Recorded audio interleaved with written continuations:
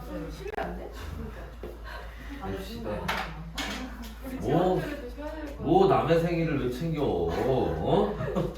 저 오늘 생일 못 챙겨요. 내 생일도 안 챙기는데. 제 생일 시험이라 딱 걸쳐 맞아요. 있는데 제 생일은 시험에 걸쳐 있어서. 저 시험 마지막 날이 제 생일이던데요. 저도. 봅시다. 저 생일이랑 수능이랑 겹쳐. 다 들어가고 있어 지금. 자, 들었으니까 내 생일 선물 챙겨주겠지. 봅시다. 오늘 뭐야? 이따 늦게 오거나 하는 애들 있을 것 같아서 일단 같이 촬영하는 거니까. 그 프린트 저희 그 화학과 우리 생활은 좀 학교마다 좀 다른 내용들이 좀 많이 있어서 이제 그거 좀 정리해 보려고 하는 거니까. 제일 먼저 나오는 얘기가 그 물질 분류하는 얘기 나오는데 그 얘기부터 한번. 근데 제가 지금 이거 보이잖아요. 거기 지금 빛 반사돼서 안 보여요. 어? 선생님 쓰는 거 빛 반사돼가지고 하나도 안 보여요. 아, 뭐 애들 알아서 보겠지 뭐. 애들이 알아서 보겠지. 시트에 딱히 적힌 거 없는데. 괜찮아.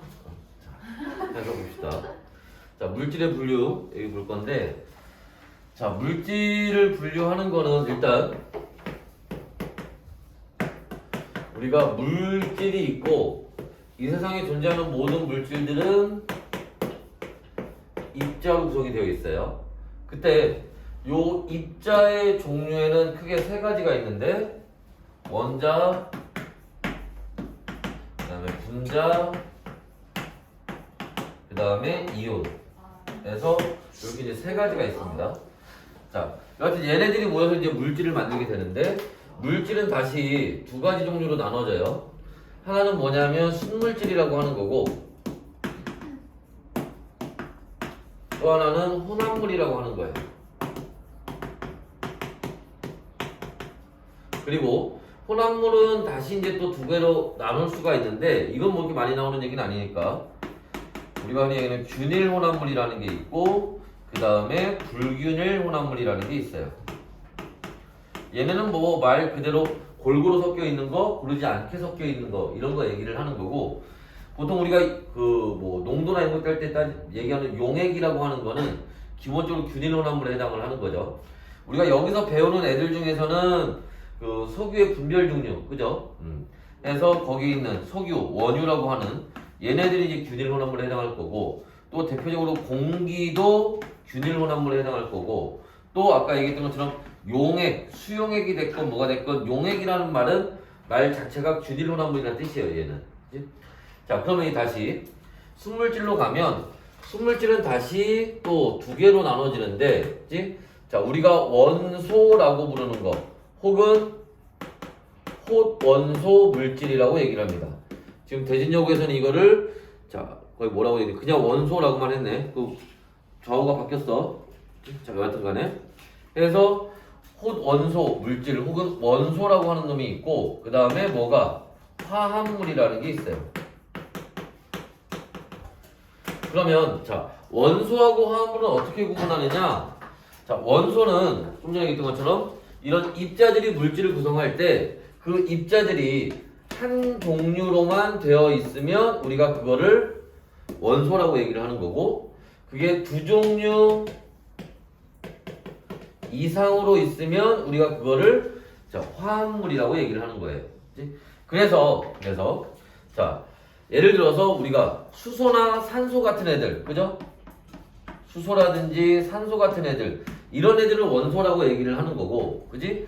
얘네들이 만나서 물을 만들게 되면 그건 우리가 화합물이라고 얘기를 하는 겁니다. 그래서 방금 봤던 것처럼 수소와 산소가 만나서 물을 만들 수 있어요. 요렇게 되는 거를 우리가 뭐라고? 화학적 방법이라고 얘기를 하는 겁니다. 또 아까 얘기했던 것처럼 용액, 예를 들어서 뭐 소금과 물이 섞여서 요 소금물을 만든단 말이지. 그렇게 되는 과정은 우리가 뭐라고? 물리적인 방법에 해당을 하죠. 그지? 그래서 우리가 여기서 마찬가지로 배우는 애들, 1단원에서 배우는 애들, 화학 반응에서 나오는 애들은 대부분 다 화학적인 방법이에요. 근데 물리적인 방법이 나올 때가 있긴 있죠. 대표적으로 언제가 있냐면 그 석유를 분별 증류하는 거. 그지? 그거는 우리가 그 분리한다고 해요. 분리하는 게 물리적인 방법이야. 그렇지? 분해하는 게 화학적인 방법인 거고. 그치? 그래서 그 분별 증류하는 건 물리적인 방법입니다. 근데 예를 들어서 질소와 수소가 만나서 암모니아를 만든다. 이건 화학적인 방법이에요. 완전히 다른 물질을 만드는 거니까. 또 우리가 저 뒤에 농도에서 용액이 많이 나오죠. 수용액이 많이 나오죠. 그래서 뭐 수산나트륨 수용액이다. 이거는 물리적인 방법이죠. 용해되는 거니까. 그지? 이제 그런 걸 구분하는 문제도 충분히 나올 수 있다는 거예요. 이 방법이 물리적인 방법이냐 화학적인 방법이냐. 그지? 뭐 그게 메인이 되진 않겠지만 그 정도가 보기 중에 하나 정도로 나올 수가 있어요. 그지? 그래서 이제 그런 것들을 볼 수가 있고요. 자, 그럼 다시 한번 이제 물질은 이렇게 이제 구분이 된다는 거고, 그럼 여기 입자 쪽으로 잠깐 와봅시다. 입자는요, 입자는 자 원자, 분자, 이온이 있다고 했는데 원자는 기본적으로 뭐야? 알갱이 한 개로 되어 있는 걸 얘기를 하는 거고, 그죠? 얘는 당연히 전기적으로 중성인 애들을 얘기를 합니다. 그 다음에 분자는 보통 이제 알갱이 원자 2개 이상이 결합을 해서 만들어진 물질이라고 얘기를 하지만 그거 사실 정확한 표현 방법은 아니에요. 그치? 원래 분자의 정확한 정의는 뭐냐면 물질의 성질을 가진 가장 작은 알갱이를 우리가 분자라고 하는 겁니다. 핵심은 그게 원자 한 개로 돼 있냐 두 개로 돼 있냐가 중요한 게 아니라 뭐를 물질의 성질을 가지고 있어야 돼요. 그래서 자 우리가 이제 볼 수 있는 게 뭐냐면 18족에 있는 헬륨이나 네온이나 이런 애들 이런 원자 하나가 분자거든. 그러니까 우리가 알고 있는 원자 2개 이상 모여서라는 말엔 어긋나는 거죠. 그치? 근데 얘네는 얘네 원자 한 개로도 그 비활성 기체의 성질을 가지고 있거든. 그게 분자라고 하는 거예요. 알겠지? 그래서 분자의 정확한 의미는 이런 걸 가지고 있습니다. 자, 그 다음에 물론 얘네도 뭐가 되는 거고, 전기적으로 중성이 되는 거고. 그죠? 자, 반면에 이온은, 자, 얘네는 전기적으로 중성이 아니죠. 그죠? 얘는 전기적 중성이 아닙니다. 여러분 알고 계시면 양이온과 음이온이 있어요. 그래서 얘네는, 자, 양이온과 음이온이 있기 때문에 얘네가 만나서 결합을 할 때 반드시 뭐가 돼야 돼? 중성이 돼야 돼요. 그러니까 다시 이쪽 얘기로 넘어가서 보면 자 이온들이 결합을 하게 되면 반드시 양이온과 음이온이 결합을 해야 되니까 최소한 2종류 이상이 결합을 해야 된다는 거지. 그러니까 이온으로 되어 있는 쉽게 해서 금속 플러스 비금속으로 되어 있는 애들은 당연히 뭐가 되는 거고 화합물이 되는 거고 무조건. 그죠? 그 다음에 여러분 뭐 통합과에서도 배웠겠지만 금속결합이라는 거 있죠. 금속결합은 예를 들어서 금속끼리 결합을 하는 건데 조심해야 될 건 그럼 나트륨도 금속이고 철도 금속인데 그럼 나트륨과 철이 결합하냐? 그건 아니에요. 금속결합은 같은 애들끼리만 결합하는 걸 얘기하는 겁니다. 그러니까 당연히 금속은 당연히 뭐로? 한 종류로만 되어 있겠지. 그러니까 우리가 얘기하는 보통 금속이라고 얘기하는 애들은 다 호돈소 물질에 해당을 하겠죠. 그런데 자, 여기서 우리가 봤던 것처럼 수소나 산소도 우리가 분자라고 얘기를 하고 물도 분자라고 얘기를 하죠. 그러니까 분자는 경우가 다르지. 분자는 여기에 해당할 수도 있고 여기에 해당할 수도 있다는 거죠. 됐나요? 네. 여기에 하나만 조심할 건 뭐냐면 문제에서 이런 걸 요 얘기를 가지고 문제 나올 때 그렇게 나올 수 있잖아. 자, 예를 들어서 요거에 대한 예를 한번 들어봅시다. 자, 대표적인 게 Fe2O3 그래서 철이 나오고 그다음에 여기서 일산화탄소가 나온다고 합시다. 그럼 얘네를 뭐로? 물질의 종류하고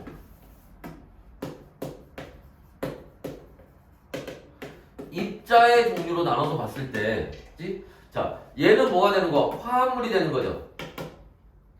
얘는 뭐야? 원소가 되는 거죠. 한 종류니까 얘 원소가 되죠. 얘 화합물이죠. 그치? 그런데 얘는 금속과 비금속이니까 얘는 뭐야? 이온이에요. 쉽게 해서 분자가 아닌 거죠. 그치? 자, 얘를 조심하라고 지금 선생님이 얘를 예시로 든 거예요. 탄소만 있어요. 흑연, 다이아몬드 이런 애들이죠? 여러분 배웠겠지만 얘네들은 분자가 아닙니다. 알았죠? 조심해야 돼. 알았죠? 얘 분자 아닙니다. 조심해야 돼요. 얘는 금속이고, 금속, 그러니까 뭐로 돼 있겠어? 원자로 돼 있겠죠? 얘는 뭐야? 얘는 분자죠. 그래서 아마 여기 기출문제에서 풀어봤겠지만, 그치? 뭐 이런 거 있잖아? 그치? 여기가 화합물이고, 여기가 분자이고, 그치? 그럼 여기 들어가는 애들은 뭐가 되는 거고, 화합물이지만 분자가 아닌 애들. 여기 들어가는 애들은 분자이지만 화합물이 아닌 애들. 여기 들어가는 애들은 화합물이면서 분자가 되는 애들. 아, 말하는데. 그지? 그럼 얘는 어디 들어가야 돼, 얘는? 얘는 못 들어가죠. 왜? 화합물도 아니고 분자도 아니니까. 무슨 말인지 이해됐어? 철도 마찬가지일 거고. 그죠? 문자가 아니면 뭐예요? 이건 나중에 3단원 가서 배울 거예요. 뭔데요? 공유결정이라고 하는 거. 이걸로 나와. 3단원 할까? 아니요. 그지? 일단은 박차이. 됐나? 해서 이제 그 위에 박스에 나와 있는 얘기들은 이제 이런 것들 우리가 얘기를 하는 거고요. 됐나? 이거 지울게요. 불균일 혼합물에서 어떤 게 있어요? 어떤 거? 불균일 혼합물에 뭐가 있어요? 불균일 혼합물에 예를 들면 흙탕물 같은 거. 대표적으로 흙탕물 같은 게 불균일 혼합물 해당을 하죠. 됐나?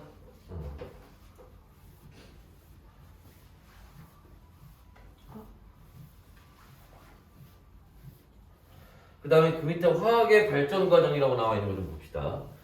이게 다른 학교 잘 하는 건 아닌데 아마 여기 기출문제 풀다 보면 거기 뭐 불의 발견이 어쩌고 뭐 이런 문제 나와 있는 거 한두 문제 있었던 거 본 적이 있을 텐데 이게 원래 예전에 있던 거거든. 예전에는 지금 우리가 배우는 그 맨 앞에 챕터가 화학과 우리 생활이지만 예전에 그 바뀌기 전에 화학은 맨 앞에 챕터가 제목이 뭐냐면 화학과 인류 문명이었어요. 그래서 거기서는 이제 화학이 발전해 왔던 과정들, 역사를 이제 중요하게 좀 다뤘었는데, 그치?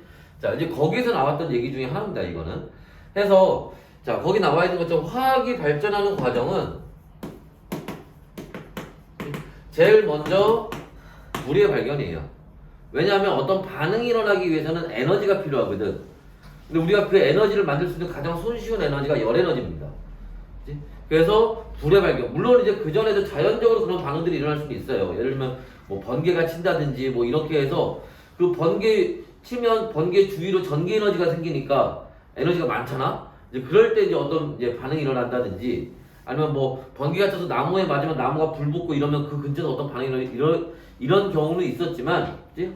실질적으로 사람이 어떤 이제 의도한 바로 그 반응을 일으키기 위해서 이제 불을 이용하면서부터 이런 게 가능했다는 거고, 그지? 그러면서 불을 이용하면서부터 제일 먼저 했던 게 뭐였냐면 거기 나와 있는 것처럼 금속의 재련이에요.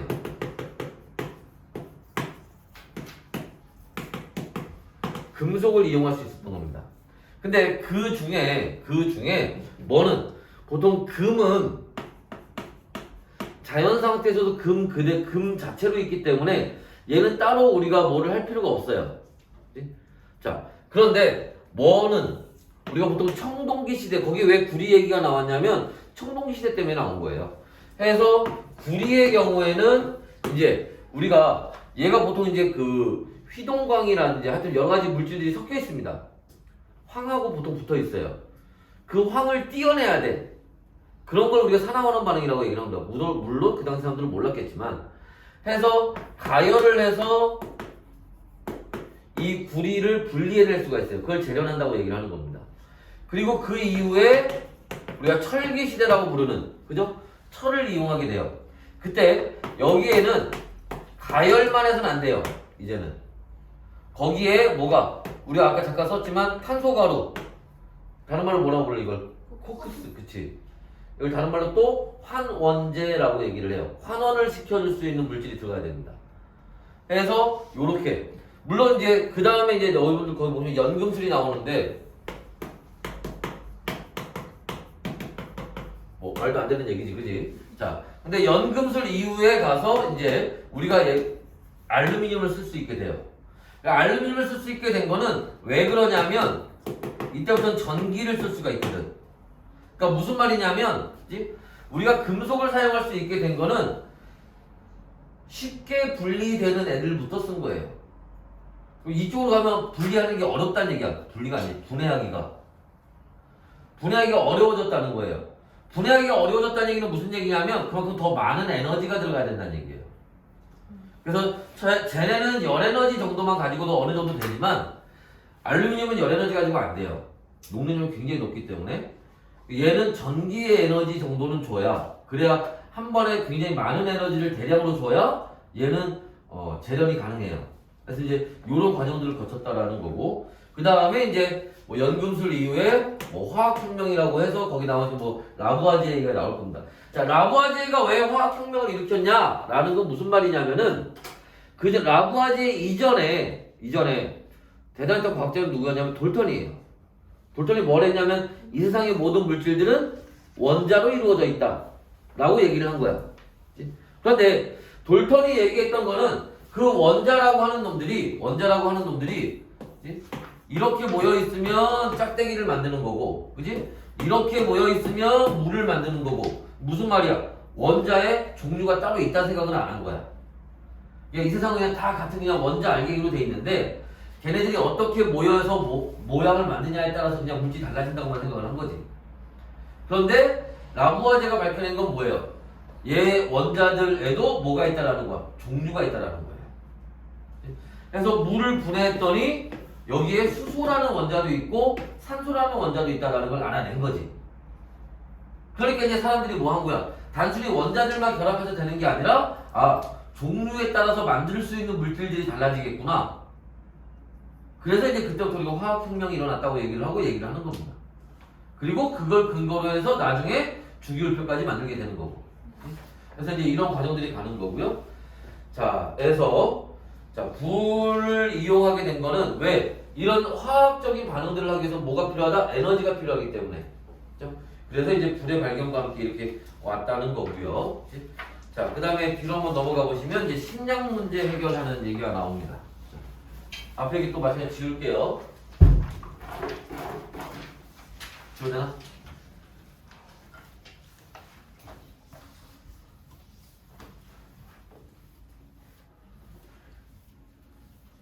자, 그 다음에 볼 거는, 자, 과거의 식량 생산은 뭐, 신봤다 나와 있네, 거기. 자, 그 다음에 뭐, 수렵, 농경, 뭐 이런 과정들이 있었는데, 선생님 이거 지금 보자고 했던 이유는 뭐냐면 그 밑에는 토깽이 나와 있는 그 그림 있지? 그 얘기를 이제 보려고 하는 겁니다. 거기에 나와 있는 게 무슨 얘기냐면 질소의 순환이라고 하는 거예요. 자, 질소의 순환이라고 하는 건 뭐냐면 공기 중에 가장 많은 물질이 질소인데, 그죠? 이 공기 중에 질소는 동식물이 직접 이용할 수가 없어요. 왜 직접 이용할 수 없느냐? 요 질소라고 하는 놈이 반응성이 매우 작아요. 왜 매우 작냐? 자, 질소는 무슨 결합? 삼중결합을 하고 있기 때문에.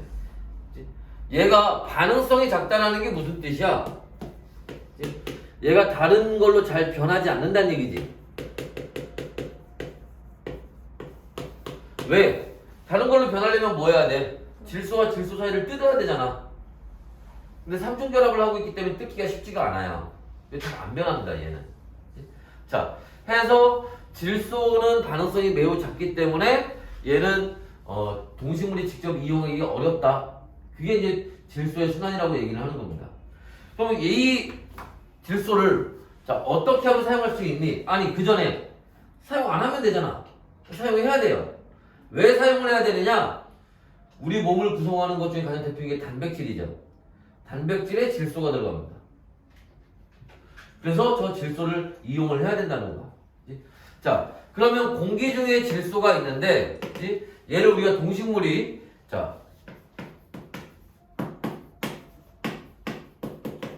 이용해야 되는데 얘를 이렇게 직접 이용하는 건 안 된다는 거예요. 그럼 뭘 해야 되니? 간접적으로 이용을 해야 됩니다. 그럼 어떻게 간접적으로 이용을 할 거냐? 우선 여기 있는 질소를 다른 형태로 바꿔야 됩니다. 그건 뭐로? 자, 암모늄 이온이나 질산 이온 같은 경우로 이렇게 바꾸면 돼요. 이렇게 바꾸면 얘네가 이온이 됐기 때문에 이제 물에 잘 녹겠죠. 그지? 그래서 얘네가 물에 녹아서 어디에? 식물에 흡수가 될 수 있어요. 그러면 그 식물을 동물이 직접 먹거나 아니면 식물 자체가 이용하거나 아니면 그 동물을 예를 들어 소가 그걸 먹으면 그걸 다시 사람이 잡아먹으면 되는 거 아니야. 그죠? 그래서 이런 과정들을 거쳐서 단백질을 얻게 되는 겁니다. 자, 문제는 뭐예요? 얘를 어떻게 하면 이렇게 바꿀 수 있겠냐라는 거지. 그죠? 얘를 이렇게 바꾸기 위해서는 아까도 잠깐 얘기했지만 그치? 에너지가 필요해요. 물질이 변하기 위해서. 그래서 예전에는 자연적으로 어디? 번개칠 때 공기 중에 질소가 있으니까. 그죠? 그래서 번개칠 때 이런 과정들이 가능했습니다. 그리고 또 자연적으로 가능한 것 중에 하나가 뭐냐면은 콩에 보면 뿌리옥 박테리아라는 게 있어요.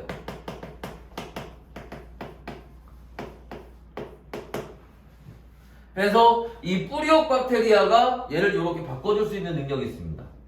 쉽게 해서 효소와 같은 역할을 하는 거예요, 얘네가. 효소가 있으면 어떻게 돼? 에너지가 적어도 반응이 일어날 수가 있죠. 이제 그런 일들을 할 수 있다는 거예요, 얘네가. 그죠? 물론 현대에 와서는 우리가 뭐를 비료나 이런 걸 이용해서 이런 질소를 공급해 주기도 합니다.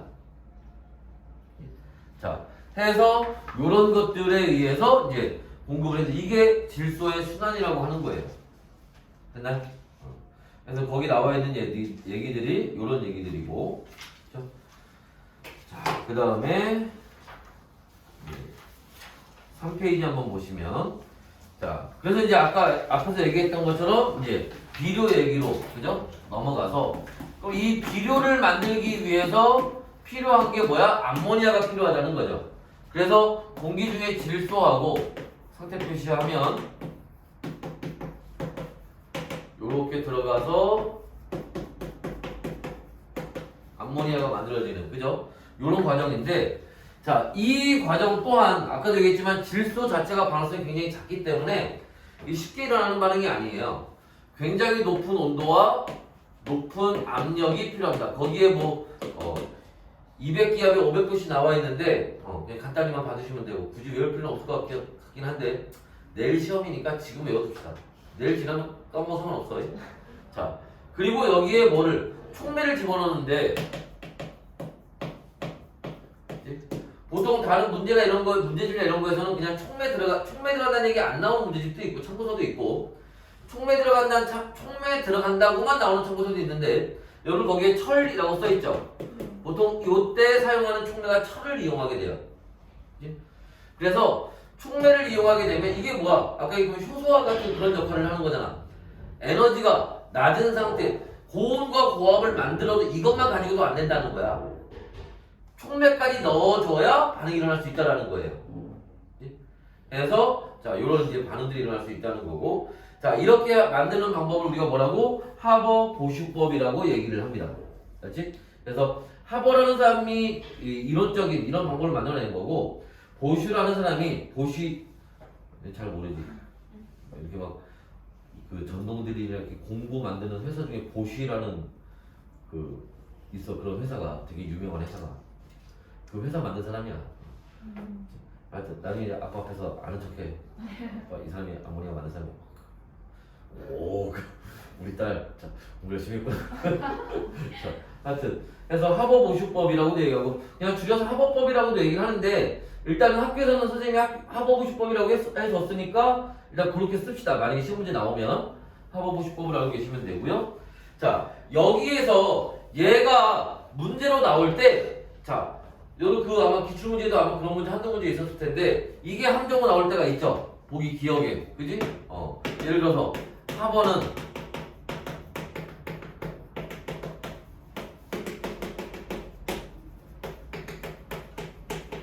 막 이렇게 나온단 말이야. 맞았어, 틀렸어? 틀렸어요. 뭐가 틀렸어? 3초. 그렇지. 근데 애들 은근히 많이 낚여. 아니면 질소와 산소 이런 식으로 나온단 말이야. 애들 은근히 많이 낚여요. 알지? 그래서 이런 걸 좀 조심하시라. 그 다음에 그 밑에 살충제, 제초제 있는데 선생님도 수업할 때 선생님 원래서 살충제와 제초제 간단히만 얘기를 했죠. 이런 것도 있는데 얘네는 단점이 있다. 환경오염을 일으킬 수 있는, 그지? 그 정도만 있는데 거기 이제 나와요. 다른 학교에서는 이마저도 얘기 안 하는 경우도 있기 때문에 그거 간단히 한번 봐주십시다. 그래서 살충제, 제초제가 뭐 하는 건지는 알죠? 그래서 얘네 농산물의 질과 생산량이 증대되는 건 맞아요. 여기까지 긍정적인 거지만, 그지? 살충제나 제초제가 이제 너무 많이 사용하게 되면 이제 그걸 나중에 예를 들어서 뭐 배추에다 뿌렸다. 그럼 우리가 나중에 그걸 김치로 먹으면 잘못해서 우리가 먹을 수 있는 거 아니야? 우리가 보통 과일 먹을 때 잘 씻어서 먹는 것처럼, 그지? 그래서 이런 오염을 일으킬 수 있다라는 단점도 있다라는 거예요. 참고로 알아주시고요. 자, 그래서 근데 그 밑에 이제 비닐하고 플라스틱 얘기가 나와 있죠. 이것도 지금 그 비닐과 플라스틱의 등장 뭐 얘기하는 거야? 특히 비닐 얘기가 왜 나오는 거야? 이게 농업 발전에 도움을 줬다는 거예요. 왜? 비닐이 있으니까 뭐가 가능해? 비닐 하우스가 만들어질 수 있죠. 그러니까 겨울에도 뭐가 농사를 지을 수 있단 말이에요. 하우스 안에서는. 그죠? 그래서 이제 그 비닐의 등장도 우리가 농업 발전에 굉장히 큰 도움을 줬다라는 겁니다. 됐나? 그래서 받으시면 됩니다. 자, 여기서 하나. 비닐은 탄소화합물일까 아닐까? 비닐은 탄소화합물이야. 알지? 원래 정식 명칭은 바이닐이라고 해서 그것도 플라스틱 중에 하나야. 바이닐도. 우리 합성수지라고 얘기하는 거의 한 종류입니다. 비닐도. 알았지? 앞에 지워되나? 우리가 여기서 배우는 애들 중에 있지? 여기 나왔던 방금 나왔던 암모니아하고 뒤에 나오겠지만 뭐 콘크리트, 철근, 유리 요런 몇 개 빼고는 나머지 웬만하면 다 탄소화물이에요. 알았지? 살충제, 제초제는 걔는 탄소화물일 거야. 왜? 유기물에 작용하는 거기 때문에. 그럼 콘크리트가 탄수화물이 아니에요? 아니지.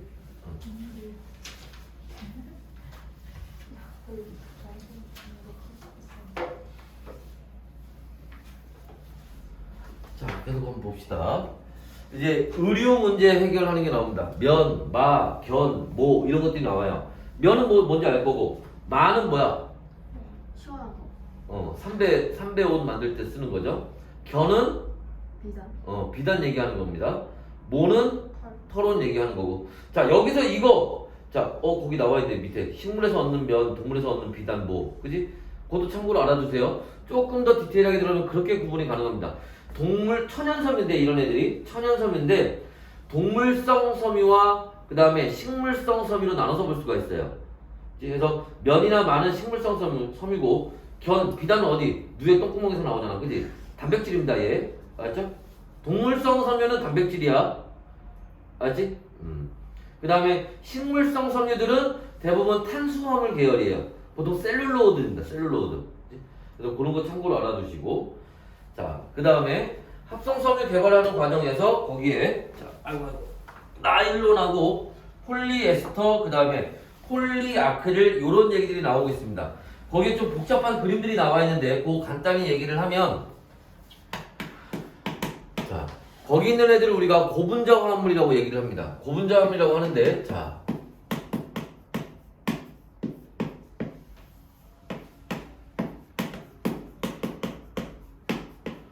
고분자 화합물은 저분자를 가지고 고분자를 만드는 거예요. 그때 저분자라는 거는 분자량이 작은 걸 얘기를 하는 겁니다.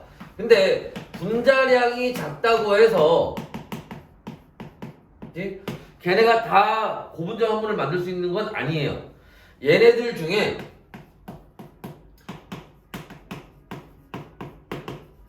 단위체라는 게 있습니다. 이게 무슨 말이냐면 분자량 작은 애들 중에서 고분자 화합물 만들 수 있는 애들을 우리가 단위체라고 얘기를 해요. 자, 그렇게 해서 만든 이제 고분자 화합물인데 거기 보시면 이상한 표시가 있을 거예요. 요런 표시가 있습니다. 그죠? 이게 고분자 화합물을 표시하는 방법이에요. 알죠? 특히 요렇게 만들어지는 과정을 우리가 뭐라고 얘기하냐면 이걸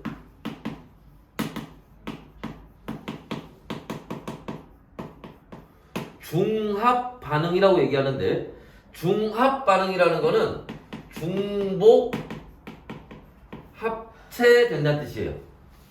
중복 합체된다는 얘기는 뭐냐면 저분자들이 굉장히 많이 올 텐데 얘네들이 같은 애들이 계속 반복적으로 결합한다는 걸 얘기하는 겁니다. 자, 그래서 거의 나일론 얘기부터 한번 간단히 한번 보시면 자, 나일론은 자, 헥사메틸렌 디아민하고 아디푸산이라고 하는 놈을 가지고 만들게 돼요. 어이 간만에 보네. 오랜만이야. 자, 그래서 옛날에 한 10년 전에 이건 장난 아니야. 근데 이걸로 문제 되게 많이 나왔었는데. 자, 하여튼 자, 헥사메틸렌 디아민이라고 하는 놈은 여기 CH2가 여기 6개가 있는 겁니다. 거기. 자, 이 무슨 말이냐면 CH2 이게 듣고만 넘어가.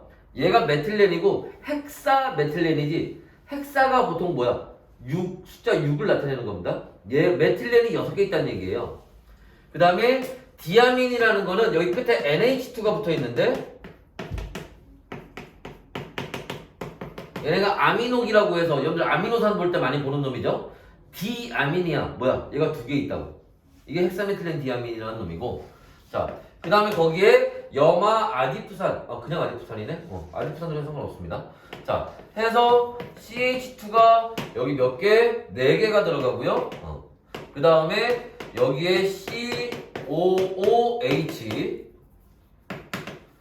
여기에도 COOH 이렇게 들어갑니다. 그래서 여러분들 거기 보시면 66 나일론이라고 되어 있지. 그 66 나일론이 무슨 뜻이냐면 얘들아. 자, 지금 촬영 중이라 이름을 얘기를 못 하겠지만 자 봅시다. 여기 지금 탄소 몇 개 있어? 6개 있지. 네. 여기 탄소 6개 있죠. 여기 4개 있고 여기 하나 있잖아. 탄소가 6개짜리와 6개짜리가 결합한다고 해서 66 나일론이라고 하는 거야. 오케이? 그러니까 나일론 만드는 방법은 얘네하고 다른 방법도 있어요. 그러니까 나일론 만드는 방법이 여러 가지야. 나일론의 종류도 다양합니다. 그리고 우리가 이제 가장 대표적으로 처음에 나일론 만들었던 건 이걸로 만들었기 때문에 이것만 보지만 종류가 다양해요. 그 중에 가장 대표적인 66 나일론이라고 하는 놈이에요. 그래서 얘네들 가지고 만들게 되는데 자, 얘네들이 얘가 A하고 얘가 B라면 A, B, A, B, A, B 계속 반복해서 올 거예요. 그래서 중복 합체하는 겁니다. 그래서 어떻게 여기 COH에서 OH가 나가고요. NH2에서 H가 나갑니다. 그래서 뭐가 나가는 거야? 물이 빠져나가는 거예요. 그리고 누구하고? 얘 질소하고 여기 탄소가 요렇게 결합을 합니다.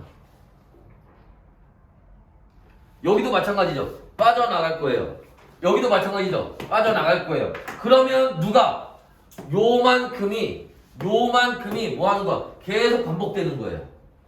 그래서 거기 양쪽에 요렇게 표시를 하는 겁니다. 이게 무슨 말이야? 요 안에 있는 애들이 계속 반복된다고.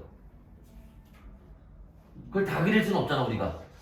그러니까 요 안에 반복되는 여기만 딱 그려놓은 거예요. 그리고 요 의미가 양쪽으로 계속 반복되고 있다는 뜻입니다. 이해됐나? 그게 이제 그 나일론이고, 그 다음에 그 밑에 이제 폴리에스터나 폴리아크릴도 마찬가지예요. 그치? 해서 자 봐봐 얘들아, 만약에 그렇게까지 나올까 싶긴 하지만 만약에 이런 구조식만 주고 얘가 누구냐 물어봤을 때, 그치? 탄소 6개 있으면 이게 나일론이야. 66 나일론 생각하시면 돼. 66 나일론. 그 다음에 폴리에스터는요, 거기 보시면 가운데에 육각형 모양 있죠. 이게 벤젠골이라고 하는 건데, 벤젠골이가 들어가 있으면 폴리에스터라고 생각하시면 돼요. 오케이? 그리고 그 가운데 COO라고 네모쳐 있는 애 있지? 사실은 걔 이름이 에스터예요. COO 있는 애, 걔 이름이 에스터입니다. 그래서 그게 계속 반복해서 올 거니까 에스터가 계속 오는 거잖아. 그래서 이름이 폴리에스터예요. 자, 그 다음에 폴리아크릴이라고 하는 놈이 있는데, 자, 폴리아크릴은 거기 써있는 거 그 구조식을 보면 잘 보이진 않겠지만 원래 뭐로 만드는 거냐면 얘로 만드는 거예요. 여러분들 이런 애는 본 적 있죠? 이런 애는 본 적 있죠? 네. 이걸로 만든 건데, 이걸로. 그래서 얘를 가지고 만들면 폴리에틸렌이 돼요. 폴리에틸렌. 여기에 벤젠골이 붙어있는 게 갖고 만들면 폴리스타디엔이 DN이 됩니다. 우리가 보통 스티로폼이라고 부르는 게 만들어져요. 여기에 염소 붙어내갖고 만들 수 있어요. 이게 염화 바이닐이라고 하는 거야. 우리가 보통 비닐봉투라고 얘기하는 게 이걸로 만드는 거야.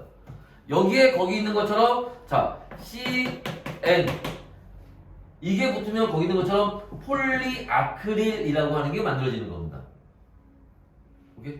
해서 자 봐봐. 그럼 이거는 그게 어떻게 만들어진 거니? 간단해. 탄소하고 탄소 사이에 이중결합이죠. 이게 반복되는 거예요. 오케이? 그래서 여기 딱 특징은 앞에서 좀 전에 선생님이 뭐 얘기한 거냐면 얘네들 종류의 특징은 어디 나타나는 거야? 여기 나타나는 거예요. 여기가 뭐가 붙느냐에 따라 만들어지는 플라스틱의 종류가 달라지는 거거든. 왜 이중결합을 하대? 양쪽으로 결합을 해야 되니까.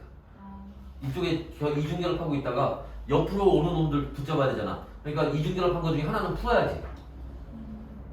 오케이?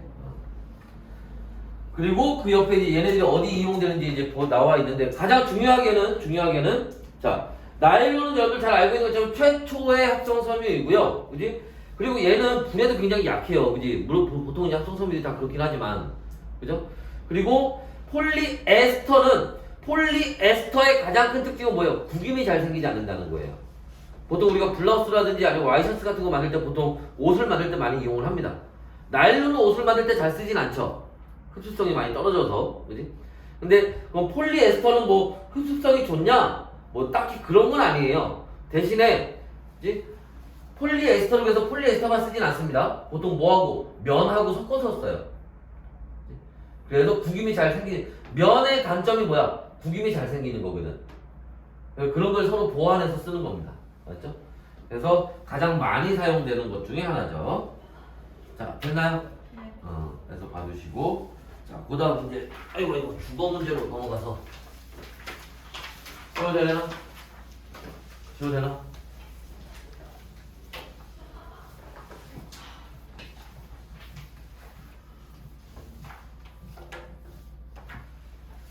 자, 그 다음에, 주거 문제, 철 얘기 나오는데, 그 철 재련하는 거는 딱히 설명 안 해도 되지. 오늘 많이 통합과에서 많이 봤던 거니까 따로 설명하지는 않을게요. 네. 해서 봐주시고, 그 다음에, 근데 거기 화학 반응식이 F2O3인데, 그죠? 그거를, 화학 반응이 좀 이상한데? 그 탄소, 코크스에서 바로 이산화탄소로 가는 반응이구나. 보통 우리가 탄소에서 일산화탄소 갔다가 그 일산화탄소가 다시 이산화탄소 되는 과정으로 보통 두 개로 나눠서 쓰는데 학교 선생님이 이걸 한 번에 다 썼네. 그냥 두 개를 합쳐서. 참고로 알아두세요. 알지?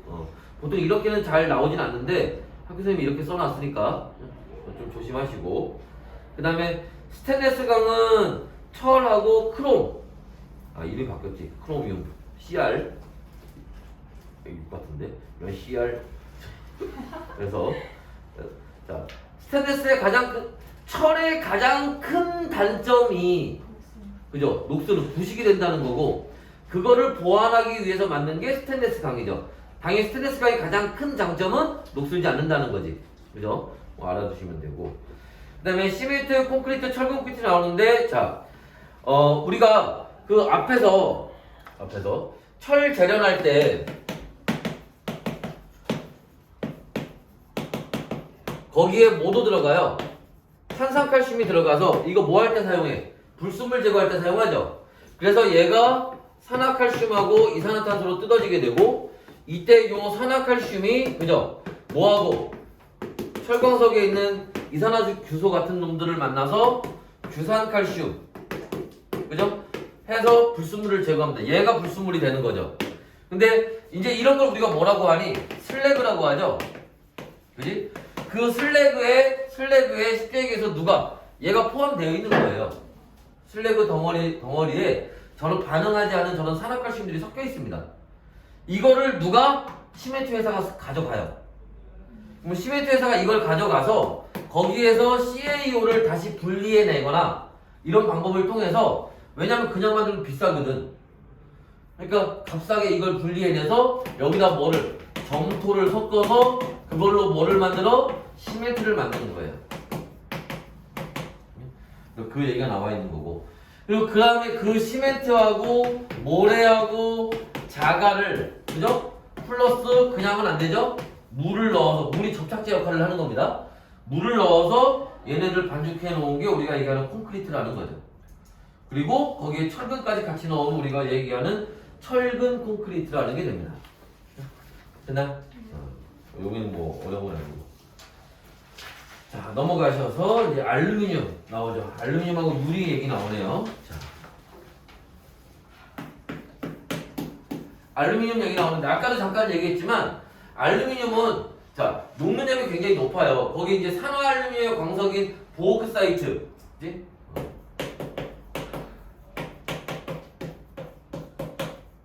보크사이트인데 보크사이트 쉽게 해서 이거야. 이거 산화알루미늄이라고 부르는 놈들. 얘 녹는 점이 2200도씨인가 그래야 돼. 기억이 정확한지 모르겠는데 하도 한 지가 오래서 약 이 정도의 녹는 점이 굉장히 높아요. 그래서 얘는 그냥 가열해서는 잘 안 돼요. 그래서 여하튼 얘 근데 녹이긴 녹여야 됩니다. 그래야 우리가 전기분해 건복을 할 수 있기 때문에. 그럼 얘를 어떻게 녹이느냐? 여기에다가 뭐를? 빙정석이라는 걸 집어넣어요. 그럼 빙정석이 하는 역할이 뭐냐? 녹는 점을 낮춰주는 역할을 해요. 그래서 이걸 가지고 이제 알루미늄을 얻게 되고, 이 알루미늄의 가장 큰 장점은 뭐야? 부식이 되지 않는다. 그죠?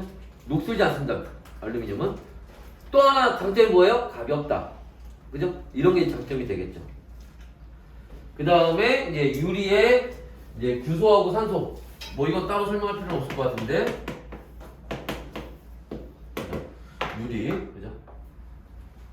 됐나요? 외벽 같은 것들에 이용한다는 거지.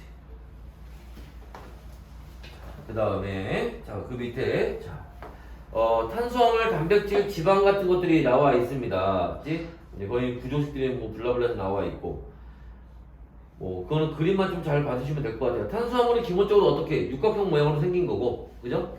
단백질은 그렇게 선형으로 생겼을 거고, 자, 이건 뭐 통합과에서 배우는 거니까. 지방은 인지질하고 이렇게 있겠죠. 그 다음에 인체 질량이 약 18% 정도를 차지한다.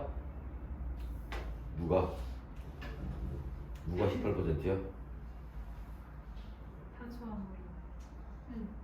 탄소? 아, 탄소. 그러니까 그 오른쪽 그래프를 봐야겠네. 오른쪽 그래프에서 보시면은 탄소가 약 18.5% 차지하니까 그 얘기 나와 있는 거고. 그 다음에 자 7페이지에 나와 있는 거는 원자과 전자수에서 자 탄소는 결합을 4개를 하기 때문에 그죠? 다양한 많은 결합을 할 수 있고, 다양한 단일 결합, 이중 결합, 삼중 결합 같은 다양한 결합을 할 수 있고, 다양한 구조를 만들 수 있다는 거지. 오케이. 그 다음에 탄수화물의 유용성에서 자 분별 종류하는 거 이것도 분명히 얘기했던 거예요. 조심해. 여기서 제일 꼭대기에 나오는 LPG예요. 탄소 3개짜리나 탄소 4개짜리. LNG, 메테인은 자연상태의 기체로 있던 거 얘기하는 겁니다. 조심하셔야 되고. 그 다음 밑에 가솔린, 등유, 경유, 중유 이렇게 나옵니다. 잠깐만. 우리 여기서 나오는 거 중에 석유화학공업에 이용되는 거 배웠었는데, 그지? 지금 자 우리가 요새 그 이거 좀 조심해야 될 거. 아이고. 그 석유에서 그러면은 그 LNG 안 나와요? 언제? 응.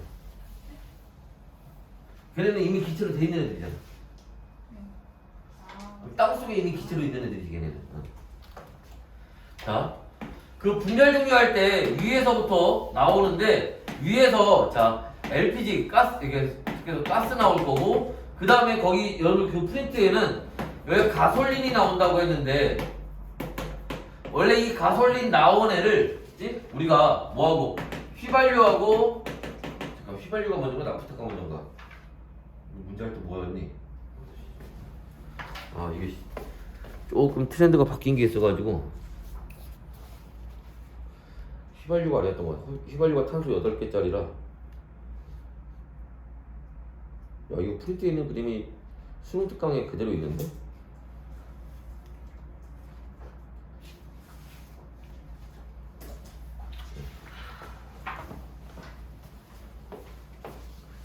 이거 봅시다.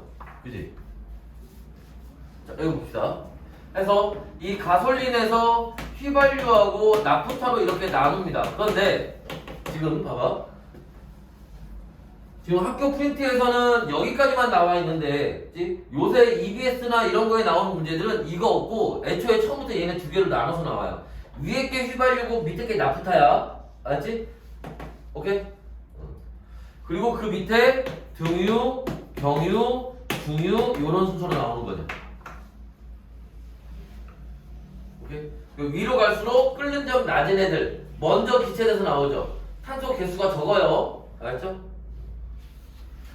그 다음에 그 밑에 이제 탄화수소 애들이 나옵니다. 그 뒤에까지 해서 탄화수소 애들 나오는데 구조식이나 이런 건 다 알죠? 문제에서 봐봐. 요거 하나만 더 하고 이제 정리합시다.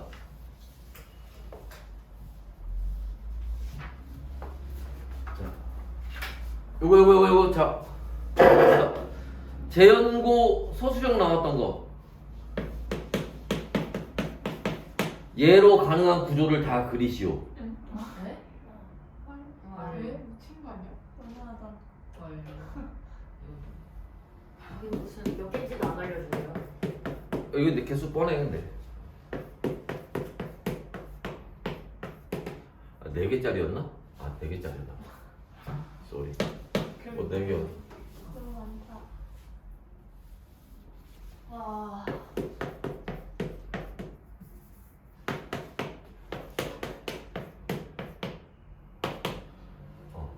이거 안 되는데? 2개, 5개, 5개였나? 아씨 기억이 안 나지? 5개, 4개, 5개로 해야 답이 나오겠구나. 내가 이렇게 답만 봐가지고 이거였구나. 이거에 이거. 물론 여기 수소가 붙어요. 탄소는 결합을 4개 하니까 하나, 둘, 셋, 넷, 하나, 둘, 셋, 넷, 하나, 둘, 셋, 넷, 셋, 넷, 하나, 둘, 셋, 넷 이렇게 하면 됩니다. 알지? 얘는 결합을 하나, 둘, 셋, 넷, 하나, 둘, 셋, 넷, 하나, 둘, 셋, 넷, 하나, 둘, 셋, 넷, 하나, 둘, 셋, 넷. 얘는 결합을 하나, 둘, 셋, 넷, 하나, 둘, 셋, 넷, 하나, 둘, 셋, 넷, 하나, 둘, 셋, 넷. 수소 다 10개, 12개 붙을 거예요. 오케이? 그래서 우리가 흔히 얘기하는 거 가지 모양, 아니 사슬 모양, 가지 달린 사슬 모양, 그죠? 이 가지가 2개 달린 겁니다. 오케이? 그래서 요런 게 나왔었고, 그치? 고리는 안 돼요. 고리는 저 개수로는 고리가 안 만들어져. 저 개수로는. 자, 그리고 거기 그래서 7페이지 맨 밑에 있는 게 이 얘기가 그 얘기 하려고 그러는 거야. 무슨 얘기냐면 자, 탄소 1개짜리, 탄소 2개짜리, 탄소 3개짜리, 탄소 4개짜리, 자, 여기에 수소가 어떻게 붙냐고? 결합 4개 한다니까? 결합 하나, 둘, 셋, 넷, 하나, 둘, 셋, 넷, 하나, 둘, 셋, 넷, 하나, 둘, 셋, 넷, 하나, 둘, 셋, 넷, 하나, 둘, 셋, 넷, 하나, 둘, 셋, 넷, 하나, 둘, 셋, 넷, 하나, 둘, 셋, 넷. 그치? 그럼 문제 중에 그런 거 있었잖아. 얘들아, 수소 2개랑 결합한 탄소 개수가 몇 개냐? 수소 1개랑 결합한 탄소 개수가 몇 개냐? 뭐 이런 거 물어보는 문제들 있었잖아. 이거 그려놓고 찾으면 되지. 무슨 말인지 이해됐어? 다시 탄소 개수 알면 탄소 개수 해놓고 탄소 사이에 다 단일 결합 해놓고 탄소마다 4개씩만 맞춰주면 되는 거야. 알겠지? 우리 여기 나오는 애들 중에 이중결합은 안 나오니까. 됐나요? 왜요? 이중결합 이중결합으로 왜안 나와요? 모르지 나도. 교과서에 없는 거지. 아 그냥. 됐나요? 그래서 요런 애들 봐주시면 됩니다. 됐나요? 자, 여기까지 일단.